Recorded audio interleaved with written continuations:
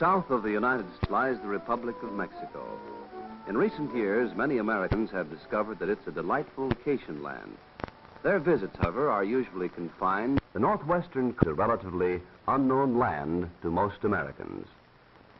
Northern Mexico is an arid semi-desert region, which is a continuation of our southwestern by the long, narrow peninsula of Baja California. Baja California means Lower California.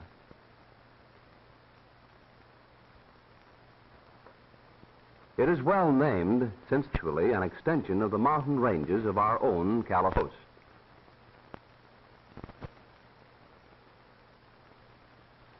It stretches for 750 miles south of the border as a rugged, barren desert country with little water or green grass.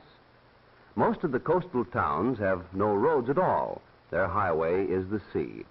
The warm waters of the Pacific also provide excellent fishing grounds for tuna, swordfish, and yellowtail. The most important coastal town of Baja California is Ensenada, situated on Todos Santos Bay, approximately 60 miles south of the United States border. Ensenada is the metropolitan center for a large agricultural community, as well as the government administrative center for Baja California. The principal industrial establishment is the fish cannery on the waterfront. Fish for the cannery are supplied by the deep-sea fishing fleet, which makes the broad bay its home. American fishing boats also use this port as a base of operation. Mingled among the fishing boats are yachts, which belong to American visitors. The tourist trade is a major industry in Ensenada. Many tourists drive down to Ensenada from San Diego over a good highway, attracted by the foreign atmosphere and the smart shops which offer beautiful hand-woven wool blankets and fine Mexican silverwork.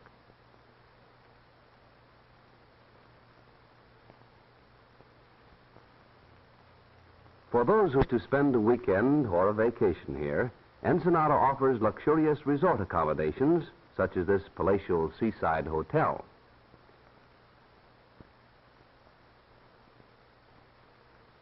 South of Ensenada are the mountains, waterless, rocky, and barren. Many of these mountains are rich in mineral deposits, including gold, silver, and copper, but the absence of water and the lack of transportation has prevented any extensive mining.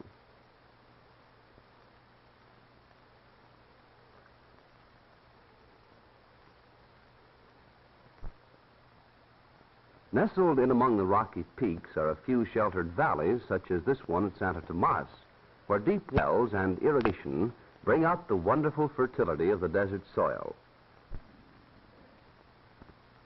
Under the watchful eyes of men whose knowledge of grape growing has been handed down for generations, these vineyards produce magnificent purpose. From these grapes are made fine wines, which are famous throughout Mexico and the United States. 350 miles south of the American border is Turtle Bay. Here in the little town of San Bartolomé is located a lobster and abalone cannery. Lobsters are caught in wooden traps set in the little coves along the rocky coast. These lobsters, which are really a type of crayfish, are found along the entire coast of Baja California.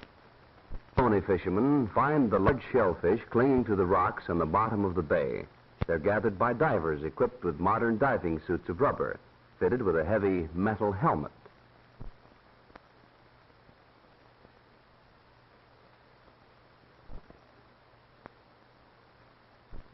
The water here is about 20 feet deep, but it's so clean that the diver can easily see to work.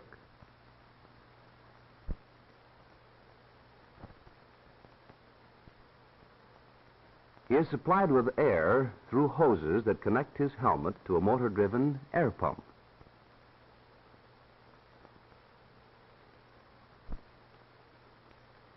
The diver puts the abalone into a net, which is pulled up by the men in the boat. Each abalone furnishes a large piece of rich white meat. The insides of the shells are a beautiful iridescent color. 150 miles below Turtle Bay is the great harbor of Magdalena Bay. This is reputed to be the finest natural harbor on the Pacific coast, but the lack of fresh water has prevented its commercial development. In fact, the single community on the bay is a tiny settlement on the eastern shore.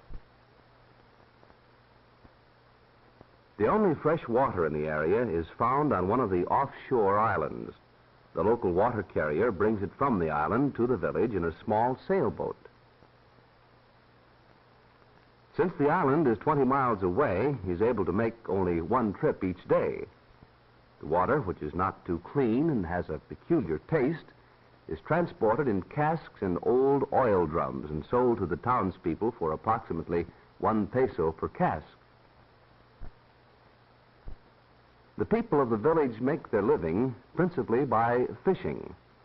The waters of Magdalena Bay are a famous commercial fishing ground, but the local fishermen usually fish from small boats or hand lines and catch only enough for themselves. Any fish which they do not need for themselves are dried and taken down the coast to be sold.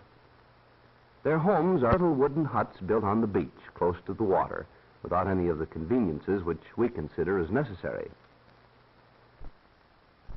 Because fresh water is so limited and expensive, the laundry is usually done with salt water, sometimes in wooden tubs and sometimes directly in the ocean. Lumber also is scarce, and the houses are built largely from driftwood and planks salvaged from shipwrecked vessels. Between fishing trips, there's little to do, and the men spend many pleasant hours sitting in the warm sun playing dominoes, which is one of the most popular games in Mexico.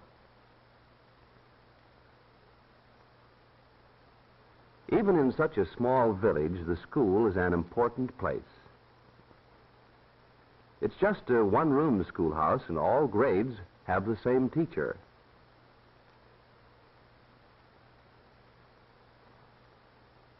The teacher is a graduate of a special government school and has been trained to teach not only reading, writing, and arithmetic, but also health and hygiene, good citizenship, and group activities.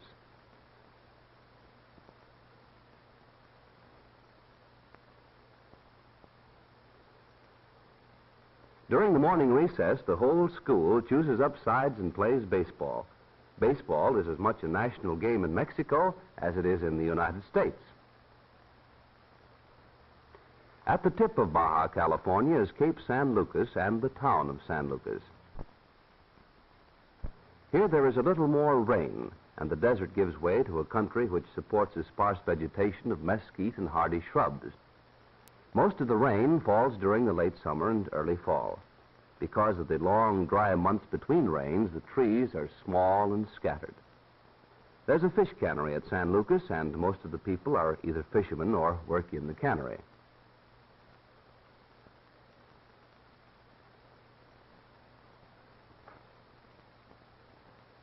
The post office is combined with the telegraph station. And here, the postmistress, who operates them both, also maintains a government weather station in the attractive garden behind her home. Cooking is done on wood-burning stoves, and the hunt for firewood is never-ending. This load will be sold in the market to those who do not have time to collect their own. One good customer for firewood is the village baker.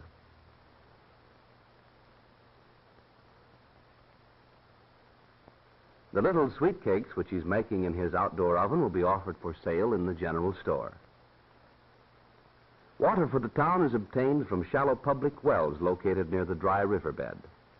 While these wells supply water all the year round, during the dry season the water in them becomes very low, and there is sufficient for only the most important needs.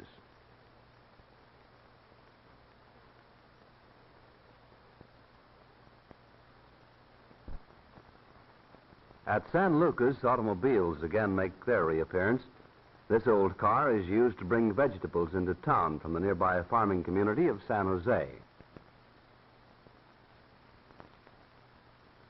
The townspeople are trading dried fish to the farmers in exchange for the vegetables.